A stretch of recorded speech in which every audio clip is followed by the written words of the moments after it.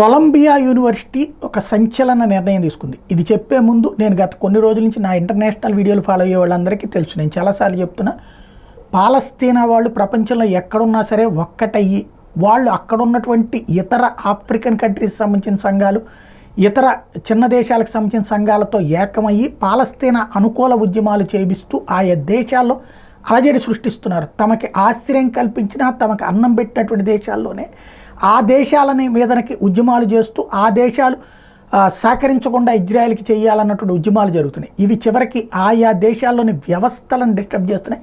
దానికి సాక్ష్యమే Columbia university సంచలన నిర్ణయం. ఏంటయ్యా అంటే ఆన్లైన్ క్లాసెస్కి రెడీ అయిపోయింది, రెగ్యులర్ క్లాసెస్ కూడా వచ్చేసింది. ఎందుకంటే రోజు ఈ పాలస్తీనా గురించి ఉద్యమాలు జరుగుతూ ఉండటంతో క్లాసులు జరగట్లేదు, డిస్టర్బ్ అవుతున్నటువంటి నేపథ్యంలో Columbia university has announced classes will be remote for the rest of the year as anti Israel protest rock the school. ఇది టోటల్గా ఈ ఏడాది విద్య అంతా కూడా ఇక ఆన్లైన్లోనే జరుగుతుంది.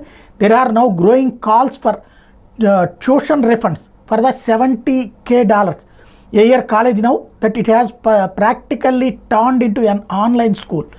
It's a vital that teaching and learning continue during this time.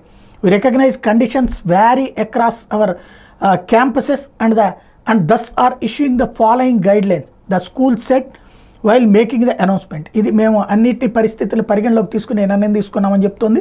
అదే సందర్భంలో మరి ట్యూషన్ ఫీజు కింద కలెక్ట్ చేశారు కదా, డబ్బులు వెనక్కి ఇచ్చేయమని చెప్పి అడుగుతున్నారు వీళ్ళు.